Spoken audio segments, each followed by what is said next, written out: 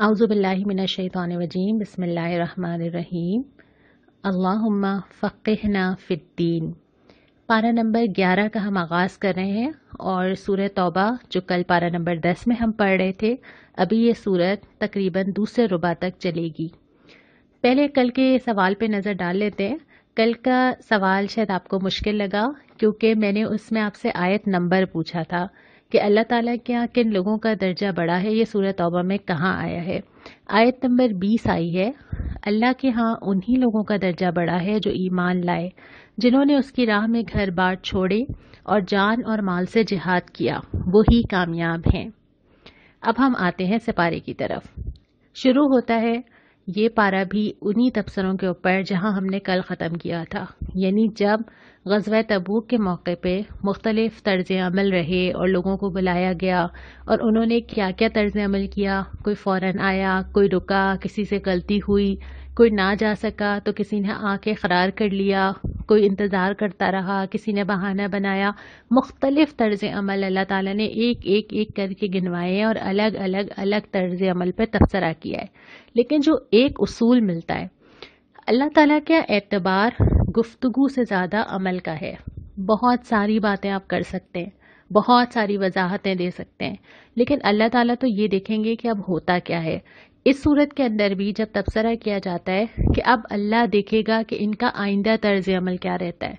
जिनको अल्लाह ताला ने माफ़ कर दिया उनके बारे में भी यही कहा कि अब आगे का अमल बताएगा कि ये किस तरफ है। तो असल में चाहे कोई इंसान तौबा ही करे, अल्लाह के आगे गिड़गिड़ाए, अल्लाह से माफ़ी भी मांगे, उसके साथ भी शर्त यह है कि ज़िंदगी का आगे तर्ज अमल क्या रहता है, आगे क्या ज़िंदगी में कुछ बदलता है।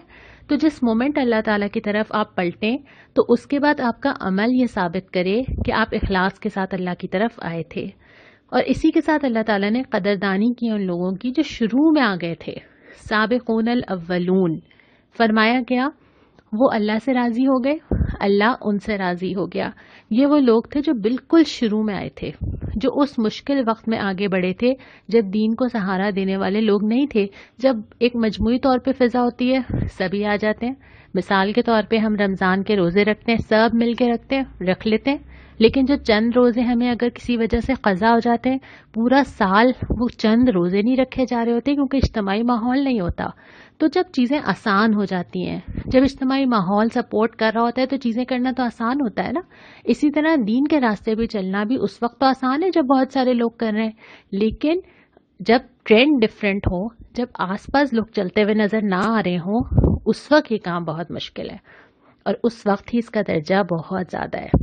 उसके बाद उस मस्जिद का जिक्र किया, मस्जिद ज़रार, नुकसान पहुंचाने वाली मस्जिद, जिसको बनाया ही इस नियत के लिए गया था कि वहाँ पे अल्लाह के नबी सल्लल्लाहु अलैहि वसल्लम की और मोमिनों के ख़िलाफ़ साजिशें की जाएं। तो जब नबी करीम सल्लल्लाहु अलैहि वसल्लम को अल्लाह ताला ने बाखबर कर दिया तो आपने फिर उस मस्जिद को ढा देने का हुक्म फरमाया। उसके बाद एक बहुत ही प्यारी आयत है और वो क्या है? आयत यह है, अल्लाह ताला ने मोमिनों से उनके नफ्स और उनके माल जन्नत के बदले खरीद लिए, डील कर ली अल्लाह ताला ने। और डील ये है, जन्नत चाहिए, ये दो चीज़ें मुझे दे दो। अपनी पसंद से दस्तबरदार हो जाओ और अपने माल से दस्तबरदार हो जाओ। ये दो चीज़ें तुम जितनी ज़्यादा अल्लाह के लिए दोगे, अल्लाह की जन्नत दोगे, उतने ज़्यादा हकदार हो जाओगे।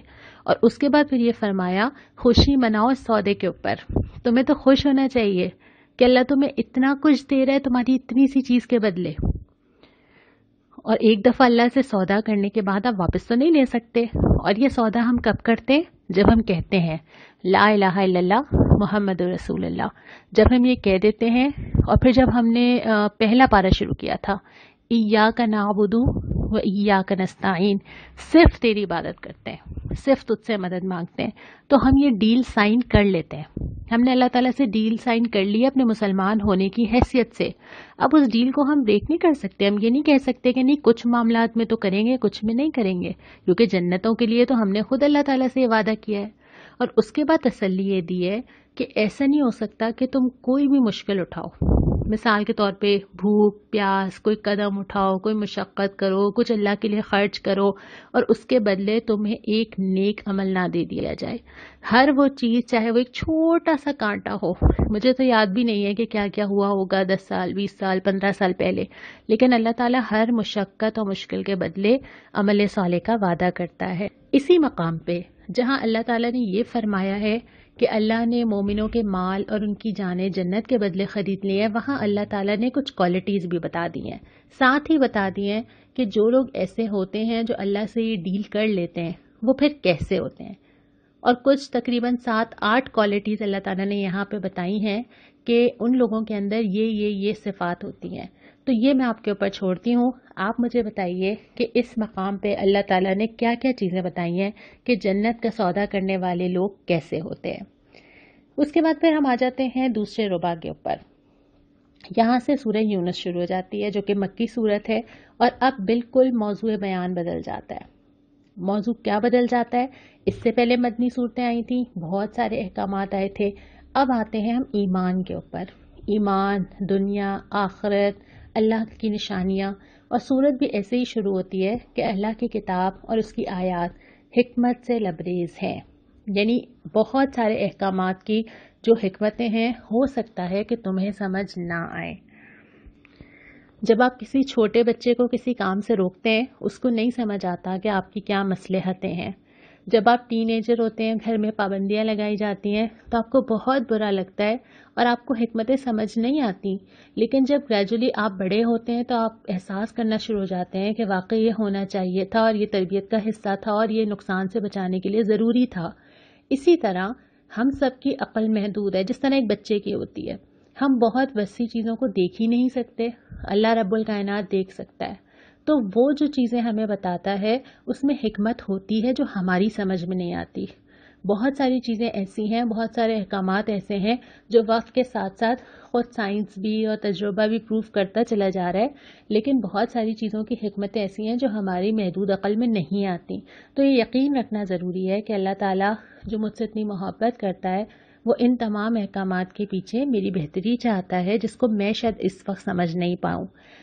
اس کے بعد پھر اللہ تعالیٰ کی نشانیوں کی طرف غور و فکر کرنے کو کہا گیا ہے، اور خاص طور پہ اس صورت کے شروع میں تقریباً 2 رکوع میں اللہ تعالیٰ کی کائنات کی طرف غور کرنے کو کہا گیا ہے، کیونکہ یہ آپ دن اور رات ایکسپیرینس کر رہے ہوتے ہیں. روزانہ سورج کا آنا، اس کی روشنی، چاند کا بدلتے جانا، کبھی گھٹ جانا کبھی بڑھ جانا، دن اور رات کا آنا، ان کا الٹ پھیر ہونا، یہ ساری چیزیں جو روزانہ نظر آتی ہیں ان کی طرف متوجہ کیا گیا. اس کے بعد پھر فرمایا کہ اللہ تعالیٰ جن کو آسانیاں دے رہا ہے، مہلتیں دے رہا ہے، پکڑ نہیں رہا، گناہ بھی کرنے دے رہا ہے، اس کی وجہ یہ ہے کہ اللہ چاہتا ہے کہ وہ اپنی مہلت پوری کر لے. جتنا وقت ہے کہاں تک جائیں گے، کیا کر لیں گے. مثال کے طور پہ مجھے ایک چھوٹی سی چیونٹی نظر آ رہی ہے جو میرے گھر میں چل رہی ہے. مجھے معلوم ہے کہ یہ کتنی چھوٹی سی کیا کرے گی. میں جس وقت چاہوں پکڑ سکتی ہوں، کچل سکتی ہوں، مار سکتی ہوں، اٹھا سکتی ہوں، میں جانے دیتی ہوں. میرے لیے اس کی اتنی کوئی اہمیت نہیں ہے، اور میں دیکھتی ہوں کہ اچھا کہاں تک جائے گی. تو اللہ تعالیٰ بھی نا، اللہ کے نزدیک ایک چونٹی سے بھی کم حیثیت ہے میری اور آپ کی. اور اللہ تعالیٰ بھی بڑے بڑے جبار، قہار اور بڑے بڑے ظالم حکمرانوں کو بھی کہتا ہے کہاں تک جائیں گے، کیا کر لیں گے. جس وقت چاہے گا اللہ پکڑ لے گا. تو وہ جو موقع دیا جانا ہوتا ہے وہ اسی لیے ہوتا ہے کہ اللہ دیکھتا ہے کہ وہ اپنی سرکشی میں کس حد تک جا سکتے ہیں. اس کے بعد پھر فرمایا کہ قرآن میں تغیر یا ترمیم، کوئی چینج ممکن نہیں ہے. یہ نہیں ہو سکتا کہ کچھ پہ عمل کر لوں، کچھ پہ نہ کروں، حالات کے حساب سے اس کو بدل لوں، یہ ممکن نہیں ہے. اور پھر یہ فرمایا اگلی نشانی کہ خشکی اور تری میں جو سفر تم کرتے ہو، جہاز میں بیٹھ کے ہواؤں میں، سمندر میں، کشتیوں میں، یہ بھی اللہ تعالیٰ کی عنایت اور اللہ کی نشانی ہے. ایک اور مثال دی گئی، اور یہ مثال تو مجھے لگ رہا تھا کہ شاید مجھے ابھی جتنی سمجھ آ رہی ہے شاید 2 مہینے پہلے نہ آتی، کہ ایک پوری لہلہاتی فصل ہے. انسان کو لگ رہا ہے یہ تو میری ہے، قائم ہے، جب چاہوں فائدہ اٹھا لوں، جو چاہوں کروں، اتنی ترقی ہو گئی ہے، اتنا حاصل ہو گیا ہے، جس لیول پہ چیزیں چلی گئی ہیں شاید کبھی پیچھے نہیں آئیں گی. اللہ تعالیٰ اس کھیت کی مثال دیتے ہیں کہ وہ یکا یا غارت ہو جائے، اچانک سے بھس بن جائے. اور تھوڑے دن پہلے انسان سمجھ رہا تھا کہ میری تو ساری طاقت اور میری محنت اور ساری چیزیں، کیا ایسا اب ہمارے ساتھ نہیں ہوا کہ وہ ساری زندگی، وہ پلاننگز، وہ ٹریولنگ، وہ دنیا، وہ باہر نکلنا، وہ ملنا، ایک مومنٹ لگا اور ہم واپس آ گئے اسی جگہ پہ، بس سب کچھ ختم ہو گیا، ساری اکانومی، ساری پلانز، سب کچھ ختم ہو گیا۔ تو یہ اللہ تعالیٰ نے دنیا کی بے ثباتی کا ذکر کیا ہے کہ جو دنیا نظر آتی ہے نا، یہ اتنی ہی ٹیمپرری اور اتنی ہی بے وقت چیز ہے۔ اس کے بعد پھر تیسرے ربع کے اوپر آ جاتے ہیں۔ تیسرے ربع کے اندر سوالات کیے گئے اور یہ سارے سوال وہ ہیں جو سوچنے پہ مجبور کرتے ہیں۔ سوال کیا جاتا ہے کون زمین اور آسمان سے رزق دیتا ہے، پھر سماعت، بصارت کی قوتیں، جسم کے اندر جتنی چیزیں آرگنز کام کر رہے ہیں، کس کے ہاتھ میں اس کی طاقت، کون بے جان سے جاندار اور جاندار سے بے جان چیزیں نکالتا ہے، کون بناتا ہے، کون تخلیق کرتا ہے، کون حق کی طرف رہنمائی کرتا ہے، وہ ضرور کہیں گے اللہ۔ اللہ کے سوا کوئی نہیں کر سکتا۔ ایک پینٹنگ میں نے پچھلے دنوں کہیں دیکھی تھی کہ ایک پینٹنگ بنانے میں 3 سال لگ گئے، کیونکہ وہ اتنی اس کی مائنر ڈیٹیلز تھیں۔ اللہ تعالیٰ 9 مہینے میں ایک انسان پوری ڈیٹیلنگ کے ساتھ بنا کے تیار کر دیتا ہے، جس میں ماں باپ کا کوئی ہاتھ نہیں ہوتا۔ پھر جو جسم کے اندر چلنے والی چیزیں ہیں کہ انسان کو سانس لینا ہے تو لینا ہی ہے، اور وہ آٹو پہ سسٹم چل رہا ہے، وہ کانشیس بھی نہیں ہے اور اس کا سسٹم آٹو پہ سیٹ ہوا ہوا ہے، یہ کس نے کیا ہے؟ وہ کہیں گے اللہ۔ اور پھر اگلا سوال یہ ہے، تم نے سوچا کہ اچانک عذاب آ جائے؟ اور عذاب ضروری نہیں ہے کتنا بڑا ہی آئے۔ جس انسان کے لیے ان میں سے کوئی چیز رک جائے اس کا تو وہیں سے شروع ہو گیا۔ جس انسان کی صحت پہ کچھ مسائل آنا شروع ہو جائیں، جس انسان کے رزق میں مسائل آنا شروع ہو جائیں، جس کی سماعت چھین لی جائے، جس کو دیکھنا نظر نہ آنا شروع ہو جائے، تو اس کے لیے تو عذاب کسی نہ کسی طرح شروع ہو ہی گیا۔ تو جو زندگی ہماری سیٹلڈ ہے، جو زندگی ہماری عافیت کے ساتھ چل رہی ہے، جو زندگی آسانی کے ساتھ چل رہی ہے، کون دے رہا ہے؟ اللہ۔ اور اس کے بعد پھر فرمایا کہ اصل میں جو تمام چیزوں سے بہتر چیز ہے نا تمہارے پاس، جس کی شاید ہمیں فار گرانٹیڈ ہم لیتے ہیں، وہ ہے قرآن۔ یہ ان تمام چیزوں سے بہتر ہے جو یہ سمیٹ رہے ہیں۔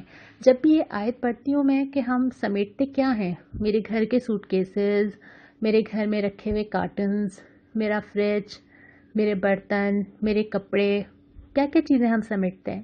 اور اللہ تعالیٰ نے فرمایا کہ یہ قرآن ان تمام چیزوں سے بہتر ہے، اور تمہیں خوش ہونا چاہیے، سیلیبریٹ کرنا چاہیے کہ اللہ تعالیٰ نے اتنی بڑی چیز تمہیں دے دی۔ لیکن ہم شاید اس قرآن کو اس طرح نعمت کو محسوس ہی نہیں کرتے، کیونکہ ہم نے اس کو کہیں جا کے ڈھونڈا نہیں ہے۔ جب ہم پیدا ہوئے تھے تو ہمارے گھر میں بہت سارے نسخے تھے اور ترجمہ بھی موجود تھا اور گھر میں رکھے ہوئے بھی تھے اور اس سے محبت بھی تھی، اور جب آتا بھی نہیں تھا پڑھنا تو پڑھا بھی دیا گیا تھا۔ تو یہ تو اللہ تعالیٰ کی نعمت تھی، آنکھ کھلی تو قرآن کو موجود پایا۔ تو اس نعمت کو محسوس کرنا بہت ضروری ہے کہ یہ اللہ کی اتنی بڑی بلیسنگ ہے کہ اس کی قدر کرنی چاہیے، اس پہ خوشیاں منانی چاہیے، اس سے تعلق بڑھانا چاہیے۔ اس کے بعد پھر جو پارہ نمبر 11 کا چوتھا ربع آتا ہے، یہ شروع ہوتا ہے انبیاء کے قصوں سے۔ پہلے ذکر کیا جاتا ہے حضرت نوح علیہ السلام کا، کہ جس طرح انہوں نے اپنی قوم کو خبردار کیا، اور اس کے بعد پھر مختلف پیغمبروں کا، حضرت موسیٰ کا ذکر بھی آتا ہے، حضرت ہارون کا ذکر بھی آتا ہے، حضرت موسیٰ کا اپنی قوم کے ساتھ نکلنا، حضرت موسیٰ کا دعا کرنا، بنی اسرائیل کا سمندر کے درمیان سے جانا اور اللہ تعالیٰ کو سمندر کو درمیان سے 2 حصوں میں ڈیوائیڈ کر دینا اور اس میں سے راستہ بنا دینا۔ یہ ساری چیزیں وہ تھیں جو ساتھ ساتھ نبی کریم صلی اللہ علیہ وسلم کو تسلی دی جا رہی تھی کہ اللہ اپنی قدرت سے اس طرح راستے بنایا کرتا ہے، اور اہل ایمان کو حوصلہ دیا جا رہا تھا کہ اللہ کی راہ میں چل کے کوئی بھی نامراد نہیں ہوتا۔ وقتی طور پہ مشکل ہوتی ہے، لیکن جب وہ مشکل اٹھائی جاتی ہے تو سامنے پھر اللہ تعالیٰ کھڑا ہوتا ہے اور اللہ تعالیٰ راستے آسان کر دیتا ہے۔ اس کے بعد پھر یہ فرمایا کہ اللہ تعالیٰ اگر چاہتا تو زمین میں سب مومن ہوتے، لیکن اللہ تعالیٰ موقع دیتا ہے، مجبور نہیں کرتا۔ اور پھر وہی سوال دوبارہ اٹھائے کہ ذرا آنکھیں کھول کے تو دیکھو، اور ایک تسلی بھی دی گئی کہ ہم پر حق ہے کہ ہم مومنوں کو بچا لیں۔ اللہ تعالیٰ مومنین کو مدد کرنے کو، ان کی دعا قبول کرنے کو، ان پہ رحم کرنے کو، ان کی توبہ قبول کرنے کو، ان کو برکت دینے کو اپنے اوپر خود ہی لازم کر لیتا ہے کہ جو لوگ اللہ کی طرف بڑھیں گے، پرابلمز ہوں گی، شروع میں مشکل ہوگی، تھوڑا سا سٹیپ لینے پڑیں گے، اس کے بعد اللہ تعالیٰ کہتا ہے کہ جب وہ ڈیسیشن لے کے میری طرف قدم بڑھا دیں گے تو اللہ تعالیٰ ان چیزوں کو اپنے اوپر لازم کر لیتا ہے کہ اللہ تعالیٰ ان کا ساتھ دے، ان کے لیے چیزیں آسان کر دے، ان کو سہولت دے. لیکن مطالبہ کیا ہے؟ وہ یہی ہے جو اس صورت کے آخر میں آ رہا ہے کہ یکسو ہو کر اپنے آپ کو اس دین پر قائم کر لو. یکسو ہونا یہ ہوتا ہے کہ انسان طے کر لے کہ بس اب یہی میرا راستہ ہے اور اسی پہ مجھے چلنا ہے، اور پھر کوئی شک، کوئی اگر مگر، کوئی سوال، کوئی الجھن، کوئی کنفیوژن دل میں نہ رہے. پھر آخر میں تسلی دی ہے کہ جو سیدھی راستے پہ چلے گا اپنے لیے فائدہ کرے گا، اور جو نہیں چلے گا تو وہ اپنے لیے تباہی خود طے کرے گا. یہاں پہ یہ صورت مکمل ہوتی ہے اور پھر سورہ ہود کا آغاز ہوتا ہے. سورہ ہود بھی مکی صورت ہی ہے اور اس کا بھی انداز بیاں کم و بیش یہی ہے. تو ہم انشاءاللہ تعالیٰ کل جب ہم 12واں سپارہ پڑھیں گے تو پھر ہم سورہ ہود کا یہاں سے شروع کریں گے جو ہمارا اس پارے کا آخری صفحہ ہے. آج پارہ ہمارا جلدی مکمل ہو گیا ہے تو ہم کچھ سوالات کے جوابات دیکھ لیتے ہیں. آفتہ پروین صاحبہ، آپ نے پوچھا کہ کیا 500 میں لوڈو بھی شامل ہے، اور یہ سوال پڑھ کے مجھے وہ رپورٹ یاد آ گئی کہ دنیا بھر میں لوڈو کھیلنے والے افراد کی تعداد میں کئی گنا اضافہ ہو گیا اس وقت جبکہ سب گھروں کے اندر ہیں. شاید اسی لیے سوال بھی آیا ہے. دیکھیں، جہاں پر ہم نے سورہ مائدہ میں پڑھا تھا نا کہ اللہ تعالیٰ نے یہ چیزیں حرام کی ہیں، وہاں پہ جو لفظ آیا تھا ان تقسموا بالازلام، کہ تم پانسوں سے اپنی قسمت معلوم کرو. اصل مسئلہ وہ ڈائس کی شیپ نہیں ہے، اصل مسئلہ یہ ہے کہ اس سے کیا جا رہا ہے. اگر آپ اس شیپ کو بٹن میں تبدیل کر دیں تو جوا تو جائز نہیں ہو جائے گا نا. اسی طرح اگر آپ لوڈو کے اندر نمبر لانے کے لیے کوئی اور طریقہ اختیار کر لیں تو مسئلہ ڈائس نہیں ہے، بلکہ 500 سے مراد یہ ہے کہ قسمت کا حال جاننے یا لاک آزما کے پیسہ کمانے کے لیے جو چیزیں کی جاتی ہیں، اس مقصد کے لیے اگر کوئی چیز کی جائے گی تو اس میں چاہے پانسے ہوں یا چاہے نہ ہو، وہ کمپیوٹرائزڈ ہو تب بھی وہ حرام ہی رہے گی. اس لیے جو سورہ مائدہ کی تفسیر ہے اس کے ضمن میں تو یہ نہیں آتا. باقی یہ ہے کہ کوئی بھی چیز جو ہے وہ اگر اعتدال سے زیادہ ہوگی تو وہ بہرحال آگے جا کے لعب میں یا غیر ضروری چیزوں میں شامل ہو سکتی ہے. اس کے بعد شاہینہ، آپ نے امریکہ سے پوچھا ہے کہ جو نان ذبیحہ چکن ہے کیا یہ کھا سکتے ہیں؟ دیکھیں، ہم نے جتنا بھی پڑھا کہ اللہ کے سوا کسی اور کا نام لیا گیا ہو تو اس کو نہیں کھایا جا سکتا. اس کی 3 چیزیں ہو سکتی ہیں. پہلی چیز یہ کہ جو چیز ذبح کی گئی ہے اس پہ اللہ کا نام لیا گیا ہو، ظاہر ہے وہ حلال ہے. دوسری چیز یہ کہ اللہ کے سوا کسی اور کا نام لیا گیا ہو، ظاہر ہے وہ حرام ہے. تیسری چیز یہ کہ کسی کا بھی نام نہ لیا گیا ہو، تب بھی علماء میں 99% افراد کا یہی خیال ہے کہ وہ حرام ہے. کچھ لوگوں نے اگر اس کی گنجائش نکالی ہے تو اس کو عمومی طور پہ تو اب نہیں کہہ سکتے. اس کے بعد امرین نے پوچھا ہے کہ کیا اللہ کی تخلیق میں رد و بدل کا جو ذکر آیا تھا کیا اس میں یہ بھی ہے کہ انسان خوبصورت نظر آنا چاہے؟ نہیں امرین، ایسا بالکل نہیں ہے، کیونکہ خوبصورت نظر آنا اللہ تعالیٰ نے عورت کے اندر ودیت کیا ہے، اور اس کے لیے آپ جو میک اپ کا استعمال کرتے ہیں، فیشیلز کراتے ہیں، اسکن کیئر کرتے ہیں، اس میں کوئی حرج نہیں ہے. حرج یہ ہے کہ جو کاسمیٹک سرجری سے آپ اپنے نقش بدلیں، بوٹاکس استعمال کریں، اس طرح کی ساری چیزیں ہیں جس سے آپ یہ اپنی جو چیز اللہ تعالیٰ نے بنائی ہے ان فیچرز کو بدلنے کی کوشش کریں. لیکن باقی جو چیزیں ان میں کوئی حرج نہیں ہے. انیلا، آپ نے پوچھا تھا کہ جب ہم نے یہ بات کی تھی اولاد کو قتل نہ کرو تو کیا ابارشن جو ہے وہ کروا سکتے ہیں یا نہیں کروا سکتے جبکہ آپ کے پاس صحت کا ریزن ہو؟ دیکھیں، اس کی کوئی گنجائش نہیں ہے. ٹھیک ہے، اگر بھی کروا لیا ہے تو اس پہ اللہ تعالیٰ سے بہت توبہ کرنے کی ضرورت ہے. جہاں یہ بات آئی تھی وہاں وہ وقفے کے حوالے سے آئی تھی، لیکن وہ بھی کیس ٹو کیس، اور وہ بھی اس صورت میں جب آپ کا ڈاکٹر بھی دیندار ہو، وہ آپ کو صحیح شرعی رائے دے سکتا ہو، واقعتاً جینون ہیلتھ کے پرابلمس ہوں اور وہ پرابلمس حل بھی نہ ہو سکتے ہوں. پہلی کوشش تو کی جائے گی کہ وہ سارے مسائل حل کیے جائیں جو رکاوٹ ہیں. اس کے بعد بھی ڈاکٹر کیس ٹو کیس دیکھے گا، اس لیے اس کو کسی بھی طرح سے ہم اصول یا کسی بھی طرح سے ہم فتویٰ نہیں دے سکتے. ایک بات یہ آئی تھی کہ آپ کچھ سوالات کے جواب اگر زیادہ ڈیٹیل سے آ جائیں، جیسے نبی کریم صلی اللہ علیہ وسلم سے تعلق میں ہم نے درود کا ذکر نہیں کیا.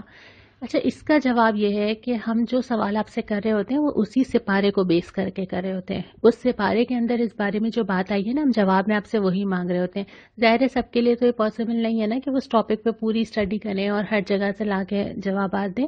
صرف جو سپارہ ہم نے پڑھا ہے اس میں آپ کو اس کے بارے میں کیا جواب ملا ہے. ایک اور سوال ہے لیکن اس میں نام نہیں لینا کیونکہ بچوں کو پتہ چل جائے گا، اور سوال یہ ہے کہ یہ آج کل کے بچے بدتمیزی کرتے ہیں، کیا کیا جائے؟ کیا بچے صرف بدتمیزی کرتے ہیں؟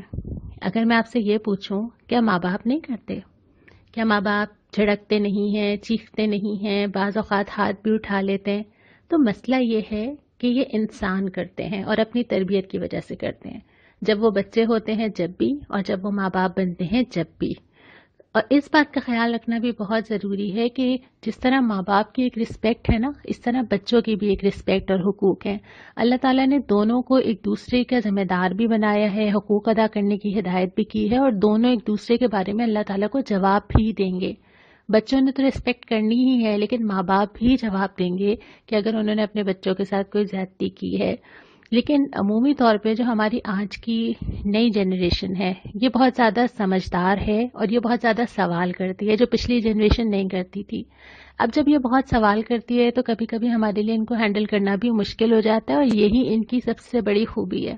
اگر یہی خوبی ان کی پازیٹیولی دیکھیں نا کہ یہ جس راستے پہ چلنا چاہتے ہیں، یہ مطمئن ہونا چاہتے ہیں، تو اللہ تعالیٰ نے اگر ان کے اندر یہ سمجھداری دی ہے تو اس سمجھداری کو تو سمجھنا چاہیے، قبول کرنا چاہیے، برداشت بھی کرنا چاہیے اور مطمئن بھی کرنا چاہیے۔ رہی بات یہ کہ ہم معاملات کے دوران جو اخلاقی حدیں کراس کر جاتے ہیں تو اس سلسلے میں دونوں کو ہی یہ یاد رکھنا چاہیے کہ ہمیں جواب اللہ رب العالمین کو ہی دینا ہے۔ کچھ سوال ابھی باقی ہیں، لیکن انشاءاللہ آئندہ کسی بھی دن کسی بھی ویڈیو میں ہم ان سوالات کو کور کریں گے۔ اب ہم دعا کی طرف چلتے ہیں۔ اس سپارے کے اندر جو دعا آئی ہے، کل ہم نے کوئی دعا اس لیے نہیں پڑھی تھی کہ کل ہمارے پورے سپارے میں کوئی دعا نہیں آئی تھی۔ اس سپارے کے اندر جو دعا آئی ہے وہ یہ ہے: ربنا لا تجعلنا فتنة للقوم الظالمین ونجنا برحمتک من القوم الکافرین۔ اے رب، ہمیں ظالم لوگوں کے لیے فتنہ نہ بناؤ اور اپنی رحمت سے ہمیں کافر لوگوں سے یا کافر قوم سے نجات عطا فرما۔ اللہ سے دعا ہے کہ اللہ اپنے دین کے راستے پہ چلنا ہم سب کے لیے آسان کرے۔ وآخر دعوانا ان الحمد للہ رب العالمین۔